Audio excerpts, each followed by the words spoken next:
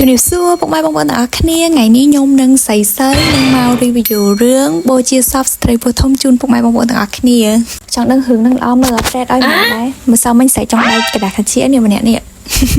ទីលេងឲ្យពុកម៉ែបងប្អូនទាំងអស់គ្នា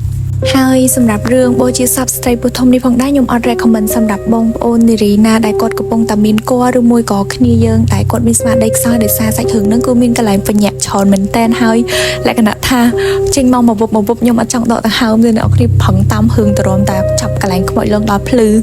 អូខេហើយសម្រាប់ការ review របស់ខ្ញុំគឺមាន2ចំណុចទី1តកតងជាមួយនឹងសាច់រឿងហើយទី2តកតងជាមួយនឹងអ្វីដែលវាខុសពីការរំពឹងទុករបស់ខ្ញុំចំពោះសាច់រឿងហើយខ្ញុំសូមបញ្ជាក់បន្តិចចំពោះអ្វីដែលខ្ញុំលើកថាវាខុសពីការរំពឹងទុកនឹងមិនមែនខ្ញុំចង់ផ្ដល់ផលវិជ្ជមានទៅលើសាច់រឿងទេប៉ុន្តែយើងមានការគិតផ្សេងគ្នាអញ្ចឹងនៅពេលដែលខ្ញុំទៅមើលរឿងគឺខ្ញុំមានការរំពឹងទុកមួយដែលថាសាច់រឿងនឹងចេះប៉ុន្តែសាច់រឿងចេញមកវាចេះប៉ុន្តែក៏វាអត់មានខុសអីដែរអ្នកគ្នាដោយសារតែអាចនឹងមានគ្នាយើងគាត់ចូលចិត្តបែបអញ្ចឹងហើយនឹងមានគ្នាយើងផ្សេងទៀតគាត់ចូលចិត្តបែបផ្សេងពីនឹងអញ្ចឹងណាបើតែខ្ញុំលើកពីចំណុចដែលខុសពីការរំពឹងទុករបស់ខ្ញុំមែនប៉ុន្តែខ្ញុំចង់ប្រាប់អ្នកគ្នាថាអ្នកគ្នាទៅមើលរឿងហ្នឹងទៅគឺអត់ស្ដាយលុយទេមានបងអូនណាដែលតោងទាមមកពីកម្មវិធីតុកភ្លឺដូចខ្ញុំអត់និយាយទៅយើងធ្លាប់តែស្ដាប់ហើយយើងជួបអារម្មណ៍ខ្លាំងមែនទែនដល់ពេលឥឡូវមានជីកុនហើយយើងអាចអត់ទៅមើលបានទេហើយនិយាយទៅបើសិនជាមានបងណាដែលជា fan ជិតស្និទ្ធរបស់បងអធិការនិងបងយ៉ារីណាបងជួយសួរគាត់តិចមើលថាពេលណាកម្មវិធីតុកភ្លឺមកវិញហើយកម្មវិធីខ្មោចមានប៉ុនមកវិញឥឡូវអត់សុកថ្ងៃសៅរ៍និងថ្ងៃអង្គារគឺអត់មានអីមើលហ្មងអញ្ចឹងយើងចូលទៅកាន់ចំណុចទី1តកតងជាមួយនឹងសាច់រឿងហើយនៅក្នុងចំណុចសាច់រឿងនេះគឺខ្ញុំមាន3ចំណុចតែចង់លើកទី1ខ្ញុំចង់និយាយពីប្រភេទសាច់រឿងបូជាសពស្ត្រីពុទ្ធមនឹងជាសាច់រឿងដែលផ្អែកលើព្រឹត្តិការណ៍ពិតកំសត់រន្ធត់ហើយក៏មានកំ pl ែងដែរអ្នកទាំងអស់គ្នានិយាយទៅបើនិយាយចាំទៅសម្រាប់ខ្ញុំផ្ទាល់ហ្មងខ្ញុំមានអារម្មណ៍ថាខ្ញុំអាណិតច្រើនជាងរន្ធត់ច្រើនជាងខ្លាចប៉ុន្តែនៅតែខ្លាចនឹងអ្នកទាំងអស់គ្នាកន្លែងកំ pl ែងខ្ញុំនៅសើចនឹងគាត់ថាខ្ញុំមានអារម្មណ៍ថារឿងហ្នឹងគឺខ្ញុំអាណិតខ្លាំងមែនតើហើយសាច់រឿងវិញអ្នកទាំងអស់គ្នាលក្ខណៈថាលងអត់ឲ្យយើងដកទៅហើមហ្មងមកវគ្គទៅមកវគ្គវុបលងឯងឡើងផឹងតាមរឿងឡើងរបៀបឡើងរបៀបថាអុយភ្លឺទៅវារបៀបថាវាយើងផឹងពេកយើងចេញមកពុបឯងចង់ដាច់ខ្យល់ហើយចំណុចទី2ដោយសារតែជាសាច់រឿងដែលផ្អែកលើព្រឹត្តិការណ៍ពិតក៏សូមចូលរួមសោកស្ដាយចំពោះបងស្រីដែលគាត់មានបញ្ហារហូតដល់បាត់បង់អាយុជីវិតនិងក្រុមគ្រួសារដែលបានបាត់បង់សមាជិកផងដែរខ្ញុំសូមបកចូលមកកាន់សាច់រឿងយើងវិញតិចខ្ញុំចង់និយាយពីតួសម្ដែងអ្នកនរគ្នាខ្ញុំអាណិតតួសម្ដែងខ្លាំងមែនទែនដោយសារតែពេលដែលខ្ញុំមើលរឿងហ្នឹងខ្ញុំទទួលបានអារម្មណ៍ថាតួនីមួយគឺគាត់ខ្លាចមែនទែនណាអ្នកនរគ្នាលក្ខណៈថាមិនមែនសម្ដែងធ្វើឈុតនឹងត្រូវសម្ដែងធ្វើខ្លាចប៉ុន្តែខ្ញុំមានអារម្មណ៍ថាគាត់ខ្លាចមែនទែនហើយខ្ញុំគាត់ថាមិនខ្លាចមែនតើមិនកើតអ្នកគ្នាបើបរិយាកាសទីតាំងនៅនឹងគឺអំណោយផលធ្វើឲ្យខ្មោចលងហ្មងហើយលក្ខណៈគ្រាន់តែបាច់តន់ខ្មោចចេញលងគ្រាន់ទីតាំងចេញមកគឺខ្លាចព្រឺសវល់មុនហ្មងណាហើយក្នុងចំណោមតួអង្គទាំងអស់ក្នុងរឿងហ្នឹងមានតួអង្គមួយដែលខ្ញុំមើលហើយខ្ញុំអាណិតគាត់ខ្ញុំ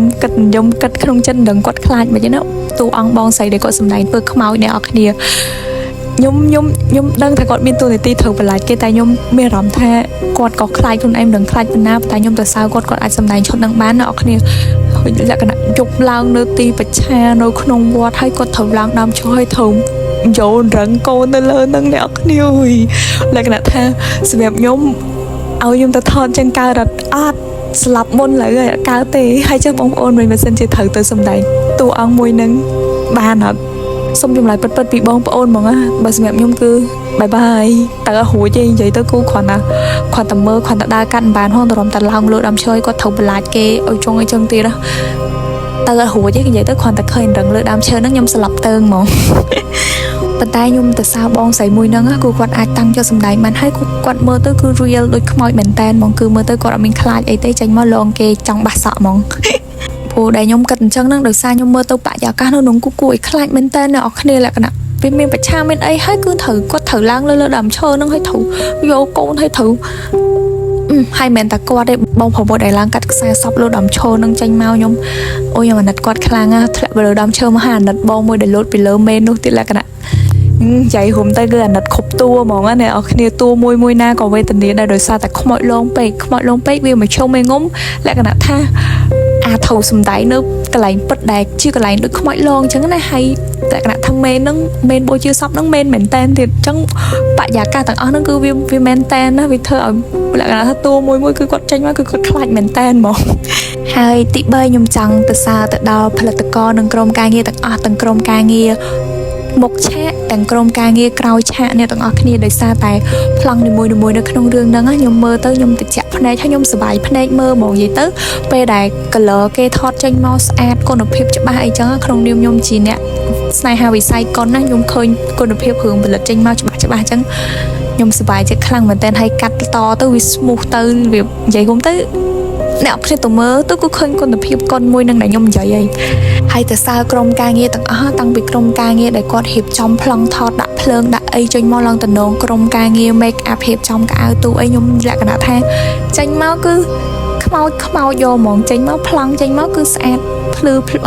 ពលឺអីវាយចេញមកគឺពលឺឡើងខ្មោចឡងនឹងយកហ្មងហើយបើនិយាយពីទីតាំងមកប្លង់ទៅមកប្លង់វិញគឺខ្លាចញាក់ហ្មងអ្នកនរគ្នានិយាយទៅខ្មោចមិនទាន់ចេញឡងទេគ្រាន់តែឃើញទីតាំងថតហ្នឹងគឺខ្ញុំមានអារម្មណ៍ថាពីវ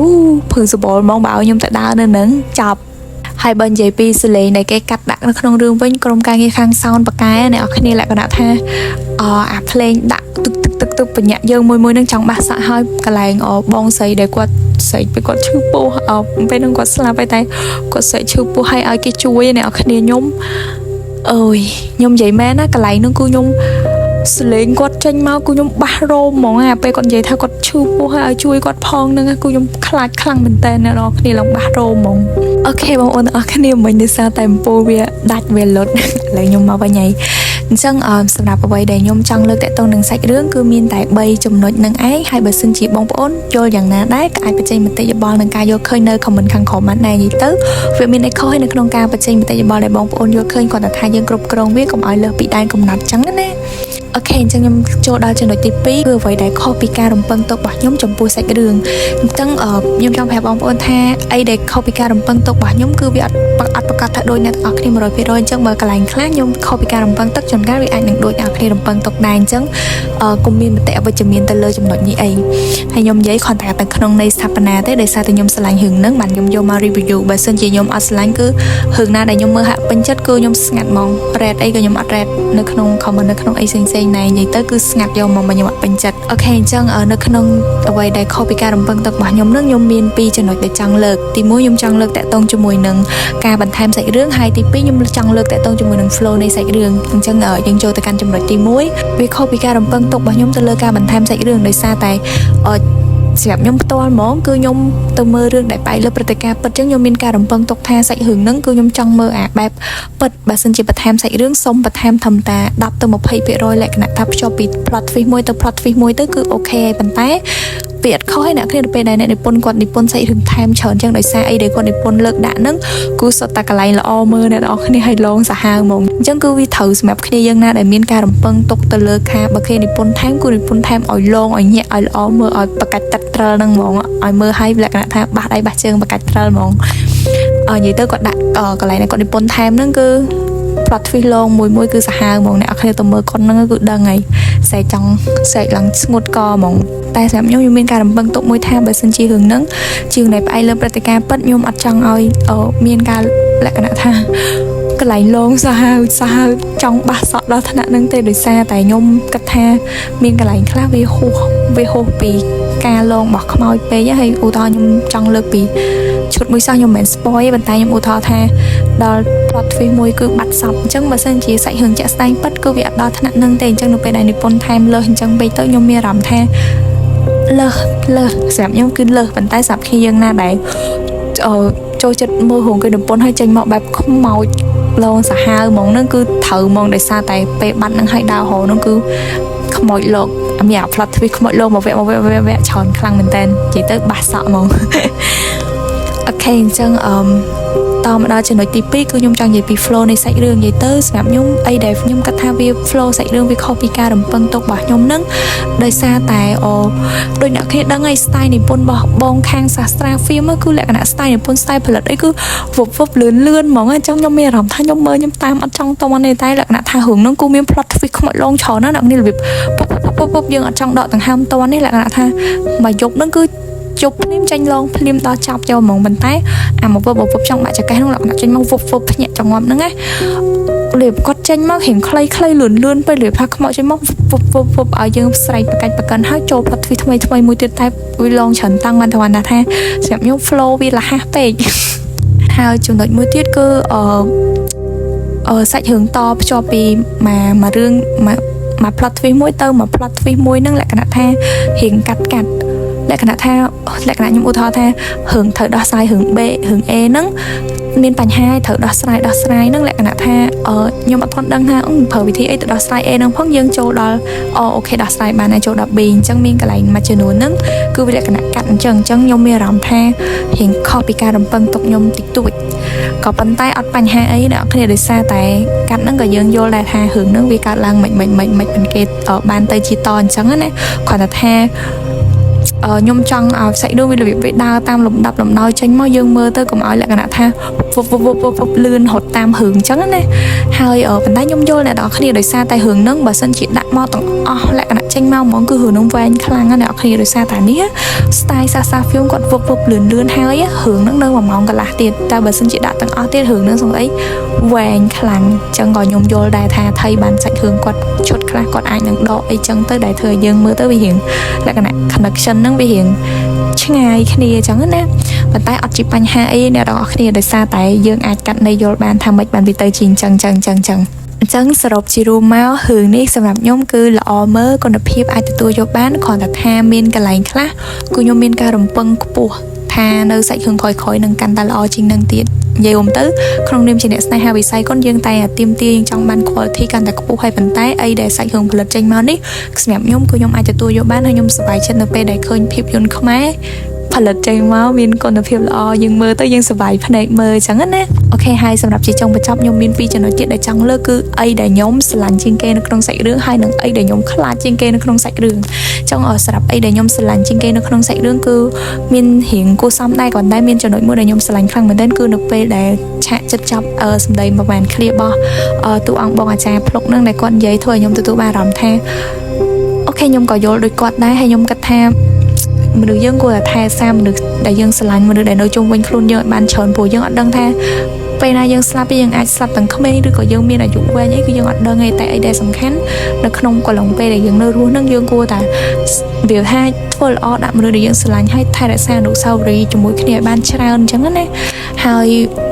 ព្រោះមនុស្សយើងពេលស្លាប់ទៅគឺអត់មានអីទេសល់តែឆ្អឹងមួយធាតុនឹងឯងអ្នកនរគ្នាអញ្ចឹងខ្ញុំគិតថាវាមានតែអំពើល្អជាមួយនឹងភាពរួសរាយរាក់ទាក់ភាពចិត្តល្អរបស់យើងទៅកាន់អ្នកដទៃទេដែលនៅគង់វង្សហើយគេនៅចងចាំសកម្មភាពល្អរបស់យើងអញ្ចឹងណាពេលខ្ញុំចង់និយាយពីអីដែលខ្ញុំខ្លាចជាងគេក្នុងសាច់រឿងនិយាយទៅខ្មោចតែងគួរឲ្យខ្លាចហ្នឹងគឺខ្ញុំខ្លាចរួចហើយប៉ុន្តែអីដែលខ្ញុំកាន់តែខ្លាចជាងខ្មោចទៀតអ្នកទាំងអស់គ្នា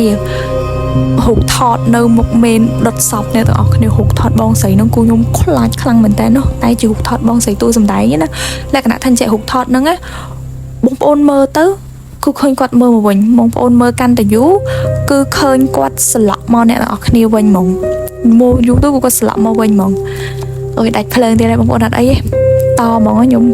កុំឲ្យឈប់ពេកដោយសាររៀងយប់ជ្រៅហើយអ្នកនរគ្នា review នេះរៀងយប់ជ្រៅអញ្ចឹងណាសង្ឃឹមថាបងប្អូនអធិស្ឋានបើសិនជាមើលអត់សូវ color មើលអត់សូវច្បាស់អីតែស្ដាប់តែសលេងខ្ញុំទៅក៏បានដែរនិយាយទៅរូបថតហ្នឹងខ្ញុំចង់ប្រាប់អ្នកគ្នាថាបើសិនជាអ្នកគ្នាយើងដែរទៅមើលកុនថាមានចាប់អារម្មណ៍ឡើងរូបថតហ្នឹងអត់បើខ្ញុំចាប់អារម្មណ៍ហ្មងពេលដែលយើងសម្លឹងរូបថតហ្នឹងមានអារម្មណ៍រូបថតហ្នឹងសម្លឹងមកយើងវិញហើយសម្លឹងមែនសម្លឹងបែបខ្ញុំសម្លឹងបែបរៀង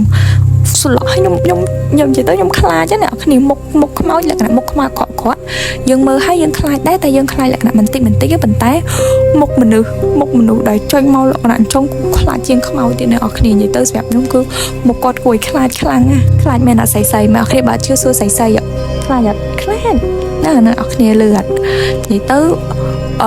ខ្លាចនិយាយទៅវាខ្លាចរបៀបបែបអ្នកនរគ្នាដែរខ្លាចរបៀបខ្លាចមនុស្សយើងមិនខ្លាចខ្មោចទេខ្មោចហ្នឹងមកគាត់ប៉ុន្តែយើងអត់ដិតទេប៉ុន្តែរូបថតគាត់ហ្នឹងខ្ញុំនិយាយក៏ខ្ញុំនៅស្វ័យឃើញមុខគាត់ដែរខ្ញុំនិយាយមែនអូខេអញ្ចឹងសម្រាប់ការ review របស់ខ្ញុំគឺបានមកដល់ទីបញ្ចប់ហើយសម្រាប់បងប្អូនរបស់យើងទាំងអស់គ្នាយល់យ៉ាងណាដែរក៏អាចបញ្ចេញមតិយោបល់ក៏ដូចជាការយល់ឃើញរបស់បងប្អូនទាំងអស់គ្នានៅក្នុង comment ខាងក្រោមបានដែរហើយសម្រាប់គ្នាយើងណាដែលអត់ទាន់បានទៅមើលទេកុំភ្លេចទៅទស្សនាទាំងអស់គ្នាដោយសាររឿងនេះគឺគុណភាពរៀងខុនបាល់សម្រាប់ខ្ញុំប៉ុន្តែដូចខ្ញុំលើកពីខាងដើមអញ្ចឹងដោយសារតែយើងម្នាក់គឺមានការរំពឹងទុកផ្សេងគ្នាអញ្ចឹងអាចថារឿងនេះវាល្អមើលសម្រាប់ខ្ញុំវាអត់ល្អមើលសម្រាប់គេឬមួយក៏មានគ្នាយើងខ្លះគាត់ល្អមើលសម្រាប់គាត់ហើយវាអត់ល្អមើលសម្រាប់ខ្ញុំអីចឹងវាទៅតាមការយកឃើញរបស់ម្នាក់អញ្ចឹងបើសិនជាបងប្អូនមើល rate នៅក្នុង comment ហើយយើងអត់ទៅមើលអាហ្នឹង វាជាការខាត់បងរបស់យើងព្រោះជួនកាលរឿងហ្នឹងអ្នកគ្នាចូលចិត្តឲ្យមើលទៅល្អមើលក៏ប៉ុន្តែដោយសារតែឃើញ rate នៅក្នុង comment ហើយក៏អត់ទៅមើលអញ្ចឹងដើម្បីកុំឲ្យចាញ់បោក comment សិនជាបងប្អូនមានពេលគឺគួរតែទៅមើលនៅរោងកុនដោយផ្ទាល់ទៅក្នុងនាមជាអ្នកស្នេហាវិស័យកុនកុំឲ្យចាញ់បោក comment អូខេអញ្ចឹងសម្រាប់វីដេអូរបស់ខ្ញុំថ្ងៃហ្នឹងគឺមានតែប៉ុណ្្នឹងឯងហើយបើសិនជាខ្ញុំមានពាក្យពេចន៍ត្រង់ណាដែលនិយាយទៅលើសឬមួយក៏ខុសឆ្គងខ្ញុំក៏សូមអធិស្ឋានសូមអភ័យទោសបងប្អូនទុកជាមុនផងដែរដោយសារតែនេះគ្រាន់តែជាការយល់ឃើញរបស់ខ្ញុំទេគាត់ថាការបង្ហាញការយល់ឃើញវាអត់មានអីខុសក៏អត់មានអីត្រូវដែរអ្នកគ្នាវាគ្រាន់តែជាការយល់ឃើញរបស់យើងហើយបើសិនជាគេមានការយល់ឃើញផ្សេងពីខ្ញុំក៏ខ្ញុំគោរពទៅការយល់ឃើញរបស់គេគឺខ្ញុំអត់គិតថាគេនិយាយចេញមកវាខុសវាអីទេអាហ្នឹងគឺជាការយល់ឃើញអញ្ចឹងដូចបងប្អូនទាំងអស់គ្នាបើសិនតែគ្នាយើងយល់យ៉ាងណាដែរចំពោះសាច់រឿងគឺបងប្អូនអាចបញ្ចេញមតិនឹងការយល់ឃើញរបស់បងប្អូនទាំងអស់គ្នាបានដោយសេរី feel free ហ្មងឲ្យអ្នកគ្នាមានសម្ពាធថានិយាយបង្ហាញមតិទៅឲ្យខ្មាស់គេឬមួយក៏ខ្លាចគេថាឲ្យអីអញ្ចឹងទៅលុប comment អីអញ្ចឹងវាមិនបាច់មានសម្ពាធដល់ថ្នាក់ហ្នឹងទេអ្នកនរគ្នាព្រោះយើងគ្រាន់តែបញ្ចេញមតិយោបល់នឹងការយល់ឃើញរបស់យើងអញ្ចឹងវាអត់មានអីខុសទេហើយខ្ញុំក៏សង្ឃឹមថាបងប្អូននឹងចូលចិត្តវីដេអូ review របស់ខ្ញុំនៅលើកនេះដែរបើសិនជាមានរឿងក្រោយៗណាទៀតដែលខ្ញុំមើលហើយខ្ញុំចូលចិត្តខ្ញុំនឹង review ជូនបងប្អូនមើលទៀតហើយបើសិនជាបងប្អូនស្រឡាញ់គឺស្រឡាញ់ខ្ញុំមកតែបើសិនជាវីដេអូហ្នឹងបងប្អូនស្ដាប់ទៅមានកន្លែងណាខុសនេះបងប្អូនខឹងសៃទៅកន្លែងខុសលើកឲ្យសៃទាំងអស់កន្លែងត្រូវលើកឲ្យខ្ញុំអូខេខ្ញុំនិយាយលេងបងប្អូនទាំងអស់គ្នាអូខេបងប្អូនទាំងអស់គ្នាអញ្ចឹងសម្រាប់វីដេអូ review ថ្ងៃនេះគឺមានតែប៉ុណ្្នឹងឯងខ្ញុំសៀវហុងហើយនឹងសៃសូមអរគុណសូមជម្រាបលាបាយបាយ